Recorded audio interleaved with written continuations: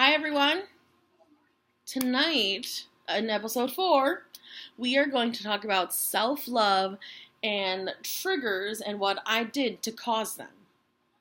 First thing about self love for any teenager or person who is feeling down on themselves.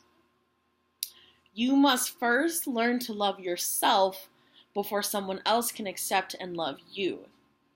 Now, I say that from the bottom of my heart, because I didn't love myself, which is why I allowed myself to be treated like shit. I mean, he would talk down to me, Matt would talk down to me, and then next thing you know, oh, I'm so sorry. I bought you something. See, I do love you. And really, it wasn't, and he probably did love me on some level, but it was trying to buy my love because that's how he felt, or that's probably what was done to him, was that when someone wronged him, they bought his love. So you need to learn to love yourself. It takes a lot of self-discovery. It takes a lot of courage and a lot of patience to do that. Because once you love yourself, that confidence will shine. And whoever you're meant to be with, or even if you want to be by yourself, they will see that radiance, that glow that you give, and they'll want to be by you or around you because they are captivated by that confidence. Nobody wants, somebody who is down on themselves unless that person wants to control you. And a lot of the times when you give off that vibe that you have such low self-esteem and you don't love yourself and you need someone to love you, that necessity, that want of love, people who want to take advantage of that can sense that. So what we want to do is have that confidence so they don't sense that. Or, as they say, fake it till you make it. So something that I've taken up within the last year is Taekwondo. And in Taekwondo, a lot of the lessons that they teach the kids really are also lessons for the adults. So we signed up with J.K. Lee Taekwondo, and Master J.K. Lee. He is an amazing man. His ideologies are something that any society should measure after. And I know it may sound a little weird, but it's truly taught my kids to be much more respectful, and it teaches a lot of self-love and a lot of self-confidence. Even now, I see Sophie coming out of her shell. I see her slowly controlling her anxiety. Even if she's an outgoing child, she has to know you first before she can show you that love. And also, she has a nervous tic. She's a little OCD. So what she does when she's anxious, because she's nervous, is she starts biting her nails. So I see, a lot of the lessons that we are teaching our kids. Don't bully that person. Be nice. You don't know what that kid is going through. And you may be that one nice voice that changes that person's outlook for the rest of the day or for their life. And if it just takes one word, that's amazing.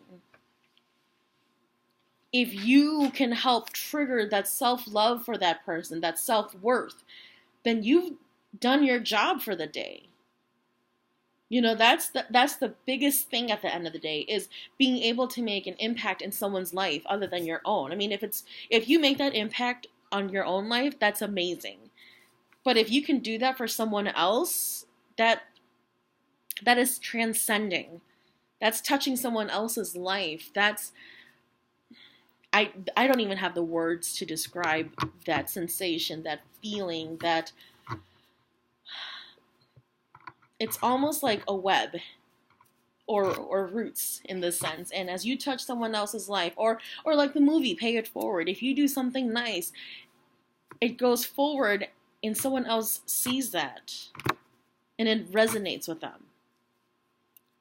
So that self-love is something that I had to learn. I had to learn self-worth, and someone else had to say those words for me in order to kind of like bonk me in the head to realize, hey, I'm worth more than this. And that someone is my current husband, Deshaun. So we'll go ahead and talk about triggers. So Matt, he was a very selfish person, and he had a lot of love to give, but his love was under his conditions. So the attention, Evelyn, no. Oh, there we go. So the attention that he wanted from me, even if we weren't having a conversation, it had to be undivided attention, which is not fair to me at all. Because I want to do stuff. You know, I want to read a book, and I have to get this box of tissue away from Evelyn because she's naughty.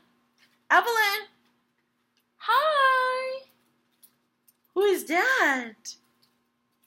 Yes. Naughty girl. Coco's on the background for her, but she doesn't want to watch it. By the way, I don't own the rights to that, so that's just something playing in the background for her. But, when it was time to spend time with him, I had to sit down right next to him while he was doing whatever he wanted to do. Whether that was playing on the PlayStation, or watching Xbox, or watching him download music on the computer. And the moment that I decided to do something productive with my time, or if I just shifted my attention away from him, that would make him angry. Another thing that would make him angry is if I admire someone else. If I saw a guy and I was like, oh, he's cute, he'd get so angry. Why are girls like that? Girls are such whores. You guys are so boy crazy. You like everybody, but I'm thinking like, but you think women are attractive too. So it's not okay to acknowledge that other people are attractive, even though I'm with you, even though I'm not cheating. I don't go, oh yeah, I jump his bones. No, I was just like, oh, he's cute. It's a natural thing to find other people attractive.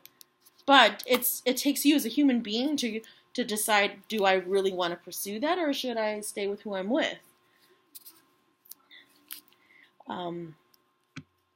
Sometimes he'd get so upset just thinking about a past relationship that he would take that anger out on me. Well, so-and-so did this to me in a past relationship, so you're probably going to do it too, so I'm just going to hit you. Or I'm going to choke you. Or I'm going to throw this at you. Or I'm going to belittle you. You know, all these little things, all the verbal and mental and physical abuse was exhausting. But in the back of my head, I thought, you know, I'm not worthy of anything, and this is probably the best I'm going to get. So I should just live with this. Because he's probably the only person who's going to have interest in me. And, you know, I was young and stupid. So, of course, I thought that was the only person. And as we learned new things about each other, what I learned was that I wasn't allowed to do anything that I liked. Now, in high school, I was a big, huge musical junkie. I mean, my senior year, I didn't need the scene script. I knew what scene was coming next, who needed to go where, what costume needed to be next. And he didn't like that. He said, that's so stupid, that's gay. And I thought, how come something that I like is stupid and gay, but something that you like, which is kind of childish sometimes, is okay? You're allowed to speak like a child, you're allowed to act like a child, but you're a man. I mean, he had such self-loathing for himself that he would project that onto me. I mean, when we went out, he had me wrap his chest in an ace bandage because he's like, oh, you know what, it helps me breathe. But when we broke up, I found out it was because he was so self-conscious that he had man boobs that he didn't want anybody to see. I mean, I'm a heavy-set girl. I'm a thick girl. But I don't care about that. I know that this is me, and if you don't like it, then too bad, so sad. You have to take me for what I'm worth.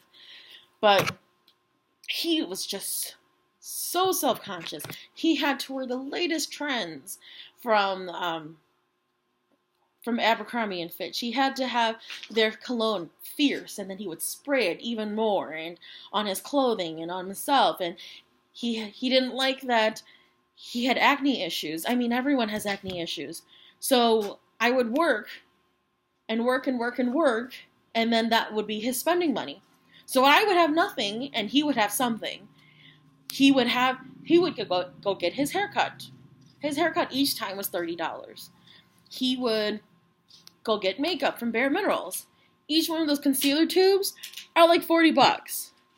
So I spent majority of my time, 19 and 20, purchasing items from him and catering to him because he thought that because he didn't have those things as a child, that meant that I had to make it up to him. And the moment that I said no, when I said no, it was my fault, and I would be in for some kind of verbal, physical, or mental lashing because I deserved it because I didn't allow him to get the things that he wanted. I mean, you're a grown man. You have parents, and you still live with your parents, and granted, when you're 19 and 20, you do that because you're still trying to find yourself. But you're going to try and get all that money from me, and you don't want to do it for yourself? Well, because we're going to be together forever, it's okay. You have all that time after our 20s to do those things for me. That's what he would say is, it's okay if we do this now. It's okay if we mess up your credit because we have later in life to fix it. Boy, was I wrong because now I'm 31 and I can't buy shit. So I'm working on getting that up. But someone who is controlling like that will find any reason to hit you, to verbally abuse you, to take things from you and destroy it because you deserve it. You came home late. You looked at that guy. You purchased a book. You didn't pay attention to him when you walked in. You were tired, so you took your shoes off and you sat down first instead of showering him with love and affection. It's not all about you. A relationship is when two people come together and build something together. If that's not happening, it's very one-sided.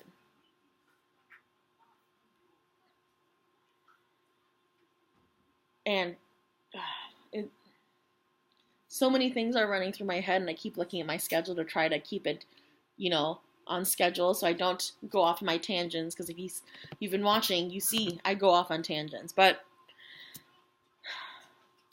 self-love, and that is the most important thing, because when you love yourself, someone will love you. If you don't love yourself, people who take advantage of that will see it. All right? Have a good night. Hashtag change lives. Hashtag Pillsung. Hashtag Team McCrary. Talk to you later.